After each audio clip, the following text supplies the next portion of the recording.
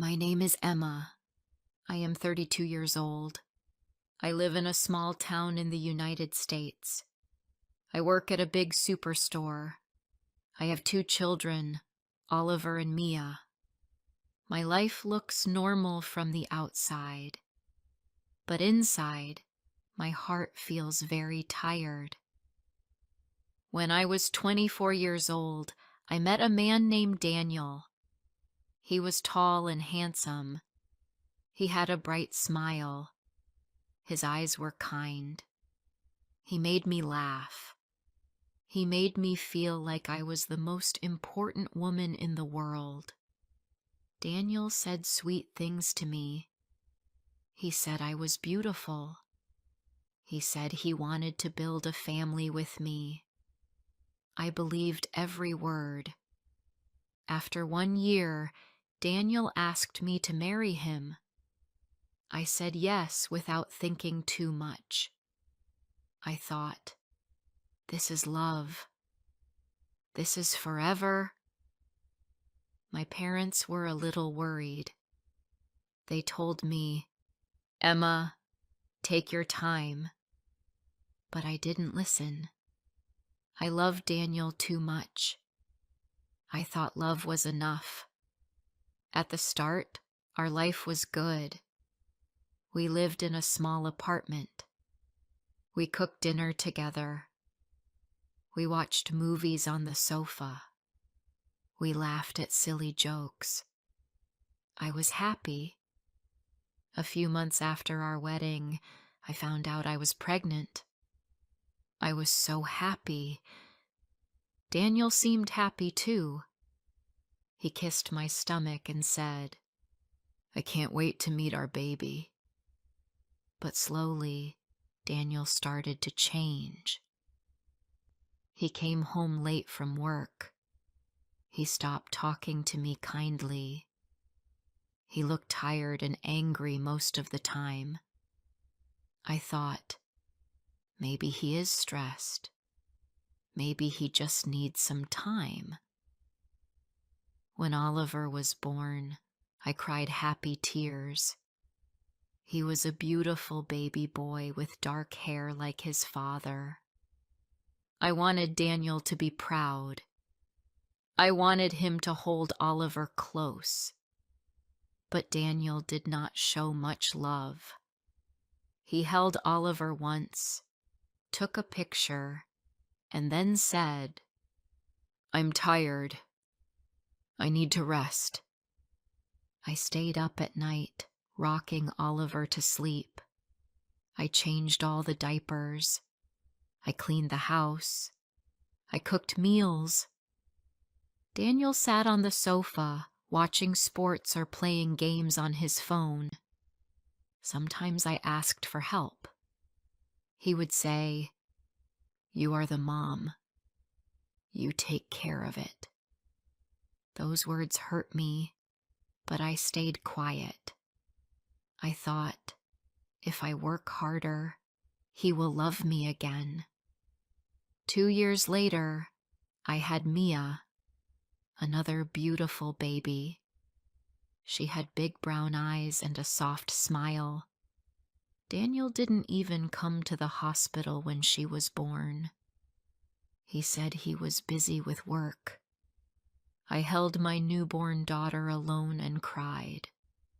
When Daniel finally visited, he stayed only 15 minutes. He brought no flowers, no smile, just a tired face and a quick kiss on my forehead. At home, life got harder. Daniel spent more time outside. He worked late. Sometimes he stayed out all night. He said he was with friends. I believed him because I wanted to. I didn't want to see the truth. One night, Oliver had a high fever. I called Daniel many times. He didn't answer. I took Oliver to the hospital alone. I held his small hand the whole time. I was scared, but I stayed strong. Daniel came home the next morning. He didn't ask about Oliver. He just said, "I'm tired. Don't bother me." I felt a deep pain in my heart, but I told myself, "Stay strong, Emma. Stay for the kids." Every morning I woke up early. I made breakfast for Oliver and Mia. I packed their school bags. I went to work at the superstore. I stocked shelves. I smiled at customers. I cleaned floors. When I came home, I cooked dinner, helped with homework, gave the kids a bath, and cleaned the house. Daniel did nothing. He sat on the sofa, drinking beer, playing on his phone. Sometimes I tried to talk to him. I said, "Daniel, I feel lonely. Can we talk?" He said, "You complain too much. You are never happy." I said, "Can we go to Oliver's school event together?" He said, "You go. I'm busy." His words cut me like a knife, but I smiled for my kids. I smiled even when my heart was breaking. One Saturday, I planned a family picnic. I packed sandwiches and fruits. I packed a blanket and some toys. I wanted us to have a happy day. Daniel didn't want to go. He said, "I don't have time for silly things." I took the kids alone to the park. We laughed. We played ball. We watched the clouds in the sky. But inside, I felt a hole in my heart. Oliver asked, "Why didn't Daddy come, Mommy?" I said, "Daddy is working hard, sweetie." I lied because I didn't want them to feel sad. At night, I sometimes cried in the bathroom. I didn't want the children to hear me. One night, I found an old picture of Daniel and me. We were young and smiling. I touched the picture and whispered, "Where did that love go?" But deep inside, I knew the answer. Maybe Daniel never truly loved me. Maybe he only loved the idea of me. Maybe he never wanted this life. Still, I stayed. I stayed for Oliver and Mia. I stayed because I didn't want them to feel broken. I told myself, I can take the pain. I am strong. I will protect them. But each day my heart grew heavier. Each day my smile became harder to wear. One evening, as I cleaned the kitchen, Daniel said coldly, "You are not the woman I married." I looked at him. I wanted to scream, "Of course I am not. I am tired. I am lonely. I am fighting for a family alone." But I said nothing. I just wiped my hands on a towel and kept cleaning.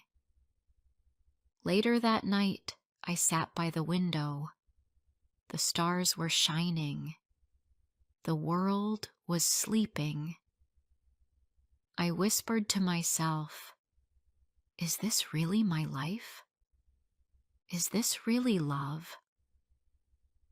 I didn't know the answer, but one thing was clear. Daniel had only pretended to love me, and I had stayed, hoping it would become real one day. Before I share the rest of my story, I want to ask you something. Where are you listening from? It gives me strength to know someone is hearing my words. someone who understands me. Please tell me in the comments. I would really love to know. Weeks turned into months. Months turned into years. I stayed. I stayed because I thought it was the right thing. I told myself, one day he will change. One day he will love us the way we deserve. But that day never came. Daniel grew colder. He hardly spoke to me. When he did, it was only to complain. One evening, Oliver got an award at school. He won Best Reader in his class. Oliver was so proud. He made a small card for Daniel. It said, "I love you, Dad." That night, Oliver gave Daniel the card. Daniel looked at it for a second and said, "That's nice." Then put it on the table and went back to his phone. Oliver's little face fell. I saw it. My heart broke. I hugged Oliver tightly and said, "I'm so proud of you, baby." That night, after putting the kids to bed, I sat at the kitchen table alone. I stared at the little card. It was still sitting there, forgotten. I thought, what am I teaching my children by staying? But still, I stayed. At work, I wore a smile. I stocked the shelves. I helped customers. Inside, I felt empty. One of my coworkers, Maria, noticed. She said, "Emma, are you okay? You look tired." I smiled and said, "I'm fine, just busy with the kids." I never told anyone the truth. I carried my sadness like a heavy backpack. One afternoon, I was working in the cleaning aisle. My manager came over and said, "Emma, you have been working so hard. Thank you." I smiled politely, but inside I thought, no one knows how hard I am fighting. One rainy evening, Daniel came home angry. He threw his keys on the table and said, "What is this mess?" Mia's backpack was on the floor. Some crayons were on the couch. I said, "I was helping Mia with her homework. I'll clean up now." He shook his head and said, "You can't even keep the house clean. What do you do all day?" His words were sharp like knives. I wanted to scream, "I work! I take care of the kids! I clean! I do everything!" But I stayed silent. I picked up the crayons and put the backpack away. That night, when Daniel was asleep, I sat in the living room. The rain tapped against the windows. I felt tired of pretending. I looked at our wedding photo. It was dusty, forgotten, like our love. I whispered, "Is this all there is?" The next morning, Daniel left early. No goodbye. No kiss. I made breakfast for Oliver and Mia. Pancakes with little smiley faces. They laughed and said, "Thanks, Mommy." Their laughter was like music. It gave me strength. After dropping them at school, I drove to work. The sky was gray. My heart felt the same. At the superstore, I met a new worker. His name was Chris. He was friendly and kind. He said, "You have a beautiful smile, Emma. You should smile more often." I thanked him and quickly walked away. It felt strange to hear something kind. I wasn't used to kindness anymore. Weeks passed. Chris became a friend. He always said hello. He always asked, "How are you today?" It felt good to be seen, to be heard. One evening, after work, Maria invited me for coffee. I said yes. I needed to feel like a real person again, not just a wife and a mother. At the coffee shop, Maria said, "Emma, you deserve to be happy too." Her words hit me hard. Happy? I almost forgot what happiness felt like. I went home that night and sat by the window. The stars were out again. I thought about my children. I thought about my life. Was I really doing the right thing by staying?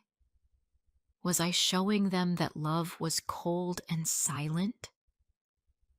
Another month passed. Daniel forgot my birthday. There was no card, no hug, no happy birthday.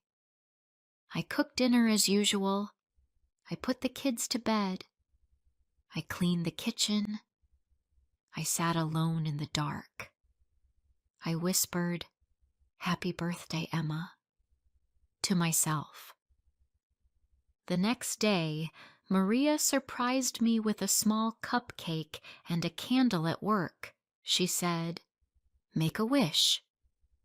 I closed my eyes. I wished for strength. I wished for peace. I didn't wish for Daniel to love me anymore. I knew that wish was already dead. One Sunday morning, Daniel left early. He said he was going fishing with friends. I spent the day with Oliver and Mia. We painted pictures. We baked cookies. We laughed. I felt happy. That night, I tucked them into bed. I kissed their soft cheeks. I whispered, "You are loved." Ways. Then I sat at the kitchen table again. Daniel came home late. He smelled like beer. He didn't look at me. He went straight to bed. I stayed in the kitchen for a long time. I looked around the small house. I thought about all the years I gave. I thought about all the smiles I forced, all the tears I hid, all the times I stayed silent. And I thought about my children. I wanted them to see real love, not pretend love. I wanted them to know that love is kind. Love is warm. Love makes you feel safe. Daniel didn't love me. Maybe he never really did. Maybe he only loved himself. I realized something important that night. I deserved better. Not just for me, but for Oliver and Mia. They deserved to see their mother happy. They deserve to see what real love looks like. I wiped my tears. I stood up. And for the first time in a long time, I started to imagine a different life. A life without pretending. A life where I could breathe again. A life where love was real. I didn't know how or when, but I knew I had to find it. Not just for me, but for them. The days went by, but nothing changed. Daniel was still cold and distant. He barely spoke to me unless it was to complain. I cooked, cleaned, worked, and cared for the kids, but he never seemed happy. I often sat by the window at night asking myself, is this really the life I want? Oliver and Mia were growing fast. They needed love, attention, and smiles. I tried to give them everything, even when my heart felt heavy. I didn't want them to see my sadness. I didn't want them to feel that love was cold and empty. One evening, Oliver had a small play at school. He had worked hard to learn his lines. He asked Daniel to come and watch. Daniel said he was too tired. I saw the sadness in Oliver's eyes, but he said nothing. I sat in the school hall alone, clapping and smiling for my son. I told him afterward, "You were amazing. I'm so proud of you." But inside my heart broke. When we got home, Daniel was sitting on the sofa watching TV. He didn't ask about the play.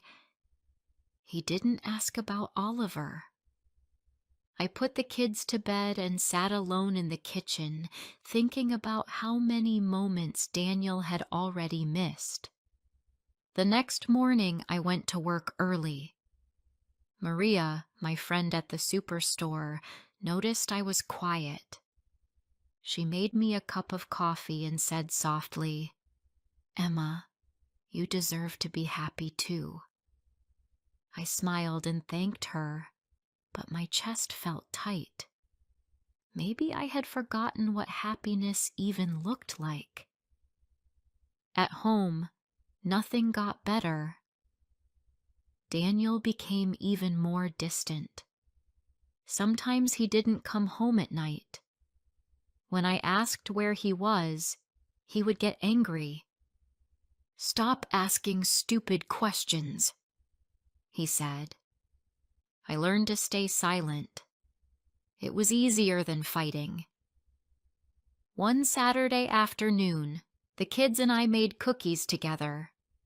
We laughed and made a mess in the kitchen. Oliver put too much flour in the bowl. Mia covered her nose in chocolate. We were happy, just the three of us. Daniel came home and saw the mess. He didn't smile. He just said, "You're teaching them to be lazy." His words stung, but I didn't answer. I cleaned the kitchen quietly while the kids played.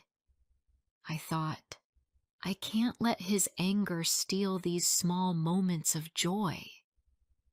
That night, after everyone slept, I sat in the living room and thought about my life. I thought about the dreams I once had. I wanted a loving family. I wanted a kind husband. I wanted a warm home. But what I had was a man who didn't even see me anymore. The next day, Daniel left early again without saying anything. The kids and I went to the park. The sun was shining. We played on the swings. We shared ice cream.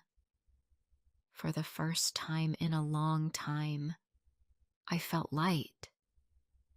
I felt free. I realized something important. I could be happy without Daniel. I could give my children a good life, even if he wasn't part of it. When we got home, I put the kids to bed. I sat in the quiet house and made a decision. I wasn't going to live like this anymore. I wasn't going to stay invisible. I wasn't going to teach my children that love looked like this. A few weeks later, I found a small apartment for rent near the kids' school. It was tiny, but it was clean and full of light. I signed the papers. I didn't tell Daniel. I didn't want another fight. I wanted peace. The night before we moved, I packed our clothes into boxes. I packed their toys, their books, and their favorite blankets. I didn't pack sadness. I didn't pack fear. I left those behind. When Daniel came home that night, he didn't notice anything. He didn't ask why some things were missing. He just went straight to the TV. The next morning when he left for work, I loaded the car. Oliver and Mia thought we were going on an adventure. In a way, we were. We were starting a new life. When we arrived at our new home, the kids ran inside. They laughed and explored every room. I stood in the middle of the living room and smiled. It wasn't a big house, but it was ours. It was full of hope. That evening, we ate sandwiches on the floor because we didn't have a table yet. We laughed about it. Oliver said, "This is fun." Mia said, "It feels like a picnic." Their smiles made everything worth it. Daniel called later that night. He shouted, asking where we were. I held the phone away from my ear. I calmly said, "We are safe. Please don't call again unless it's about the children." Then I hung up. I sat by the window and watched the stars. I didn't cry. I didn't feel fear. I felt strong. I had made the hardest choice of my life, but it was the right one. Days turned into weeks. We bought a second-hand table. We put up the kids' drawings on the walls. We made new memories. There was laughter in the house again. There was music. There was peace. At bedtime, Mia hugged me and said, "Mommy, I love our new home." Oliver nodded and said, "It feels warm here." I kissed them and said, "It feels warm because of you two." Sometimes when I thought about the past, I felt sad. I remembered the girl who believed in Daniel's promises. I remembered the woman who waited for him to love her back. But then I looked around at our little home. I saw two smiling children. I saw a woman who had learned to choose herself. Daniel pretended to love me, but I learned to love myself. And that made all the difference. If this story touched your heart, don't forget to like, comment, and share. More emotional and inspiring stories are coming soon.